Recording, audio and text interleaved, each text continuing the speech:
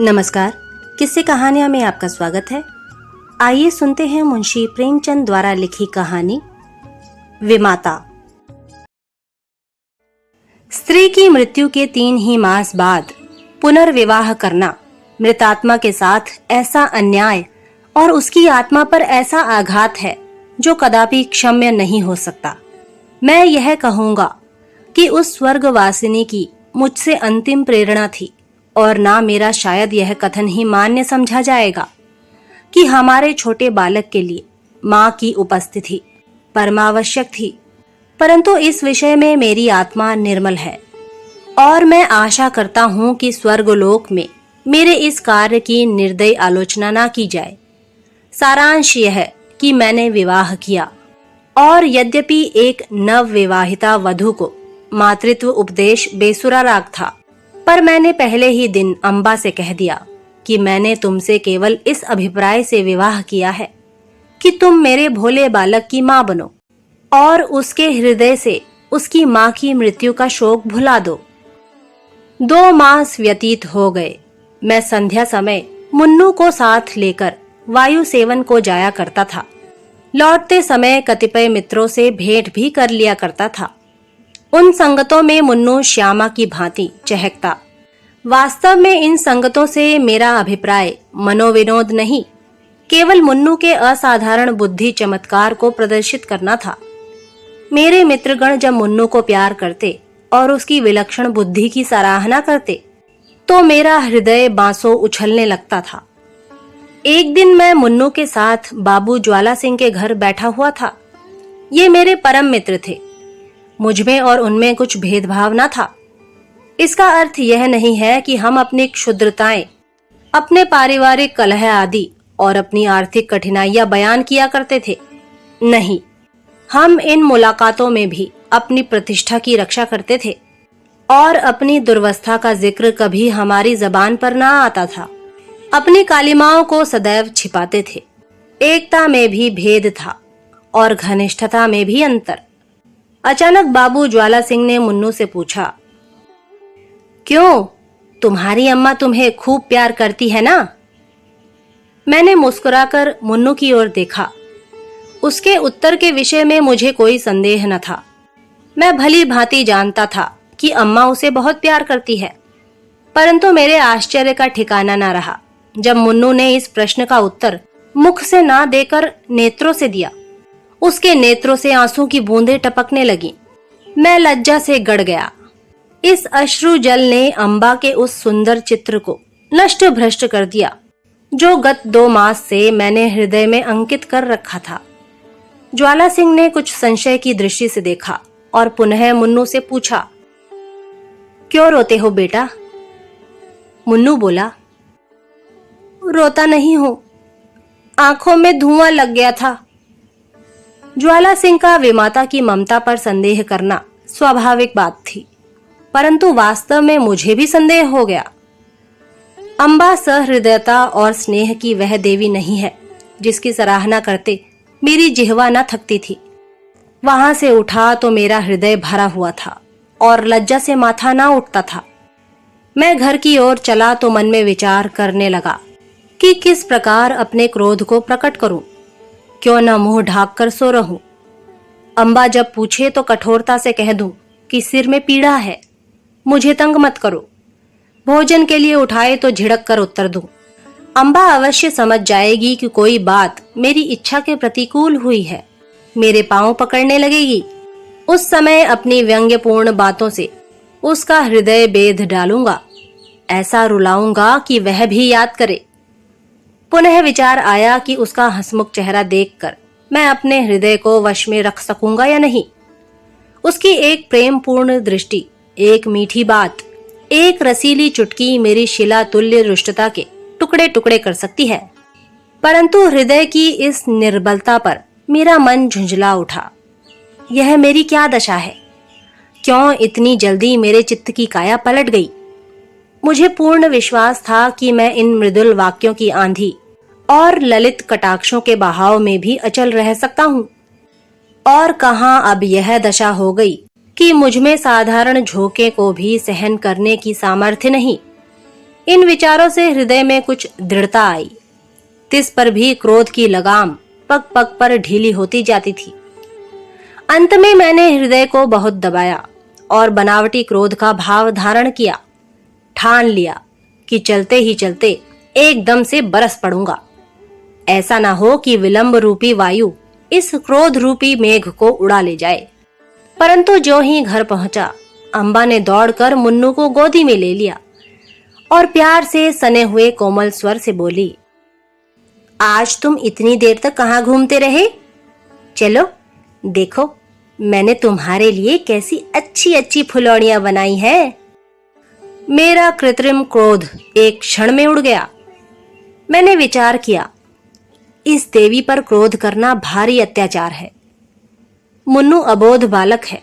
संभव है कि वह अपनी मां का स्मरण कर रो पड़ा हो। अम्बा इसके लिए दोषी नहीं ठहराई जा सकती। हमारे मनोभाव पूर्व विचारों के अधीन नहीं होते। हम उनको प्रकट करने के निमित्त कैसे कैसे शब्द गढ़ते हैं, परंतु समय पर शब्द हमें धोखा दे जाते हैं और वे ही भावनाएं स्वाभाविक रूप से प्रकट होती हैं। मैंने अम्बा को ना तो कोई व्यंग्यपूर्ण बातें ही कही और ना क्रोधित हो मुंह ढाक कर सोया ही, बल्कि अत्यंत कोमल स्वर में बोला, मुन्नू ने आज मुझे अत्यंत लज्जित किया। खजांची साहब ने पूछा, तुम्हारी नई अम्मा तुम्हें प्यार करती है या नहीं? तो ये रोने लगा। मैं लज्जा से गड़ गया। मुझे तो स्वप्न में भी यह विचार नहीं हो सकता कि तुमने इसे कुछ कहा होगा। परंतु अनाथ बच्चों का हृदय उस चित्र की भांति होता है जिस पर एक बहुत ही साधारण पर्दा पड़ा हुआ हो। पवन का साधारण झोंका भी उसे हटा देता है। ये बातें कितनी कोमल थीं, तिस पर भी अम्बा का विकसित मुखमंडल कुछ मुरझा गया। वह सजल नेत्र होकर बोली, इस बात का विचार तो मैंने यथासाध्य पहले ही दिन से रखा है, परंतु यह असंभव है कि मैं मुन्नू के हृदय से मां का शोक मिटा दूं। मैं चाहे अपना सर्वस्व अर्पण कर दूं, परंतु मेरे नाम पर जो सौतेलेपन की कालिमा लगी हुई है वह मिट नहीं सकती। मुझे भय था कि इस वार्तालाप का परिणाम कहीं विपरीत न हो, परंतु दूसरे ही दिन मुझे अम्बा के व्यवहार में बहुत अंतर दिखाई देने लगा। मैं उसे प्रातः सायंकाल पर्यंत मुन्नू की ही सेवा में लगी हुई देखता, यहाँ तक कि उस धुन में उसे मेरी भी चिंता न रहती थी। परंतु मैं ऐसा त्यागी न था कि अपने आराम को मुन्नू पर अर्पण कर देता। कभी कभी मुझे अम्बा की यह अश्रद्धा ना भाती, परंतु मैं कभी भूल कर भी इसकी चर्चा न करता। एक दिन मैं अनियमित रूप से दफ्तर से कुछ पहले ही आ गया। क्या देखता हूं कि मुन्नू द्वार पर भीतर की ओर मुख किए खड़ा है। मुझे इस समय आंख मिचौली खेलने की सूझी। मैंने दबे पांव पीछे से जाकर उसके नेत्र मूंद लिए, पर शोक, उसके दोनों गाल अश्रुपूरित थे। मैंने तुरंत दोनों हाथ हटा लिए। ऐसा प्रतीत हुआ मानो सर्प ने डस लिया हो। हृदय पर एक चोट लगी। मुन्नू को गोद में लेकर बोला, मुन्नू क्यों रोते हो? यह कहते कहते मेरे नेत्र भी सजल हो आए। मुन्नू आंसू पीकर बोला, जी नहीं, रोता नहीं हूं। मैंने उसे हृदय से लगा लिया और कहा, अम्मा ने कुछ कहा तो नहीं? मुन्नू ने सिसकते हुए कहा, जी नहीं, मुझे वह बहुत प्यार करती हैं। मुझे विश्वास ना हुआ। पूछा, वह प्यार करती तो तुम रोते क्यों? उस दिन खजांची के घर भी तुम रोए थे। तुम मुझसे छिपाते हो। कदाचित तुम्हारी अम्मा अवश्य तुमसे कुछ क्रुद्ध हुई है। मुन्नू ने मेरी ओर कातर दृष्टि से देखकर कहा, जी नहीं, वह मुझे प्यार करती हैं। इसी कारण मुझे बारंबार रोना आता है। मेरी अम्मा मुझे अत्यंत प्यार करती थीं। वह मुझे छोड़कर चली गई। नई अम्मा उससे भी अधिक प्यार करती हैं। इसीलिए मुझे भय लगता है कि उसकी तरह यह भी मुझे छोड़कर ना चली जाए। यह कहकर मुन्नू पुनः फूट फूट कर रोने लगा। मैं भी रो पड़ा। अम्बा के इस स्नेहमय व्यवहार ने मुन्नू के सुकोमल हृदय पर कैसा आघात किया था। थोड़ी देर तक मैं स्तंभित रह गया। किसी कवि की यह वाणी स्मरण आ गई कि पवित्र आत्माएं इस संसार में चिरकाल तक नहीं ठहरती। कहीं भावी ही इस बालक के जिह्वा से तो यह शब्द नहीं कहला रही है। ईश्वर ना करे कि वह अशुभ दिन देखना पड़े। परंतु मैंने तर्क के द्वारा इस शंका को दिल से निकाल दिया।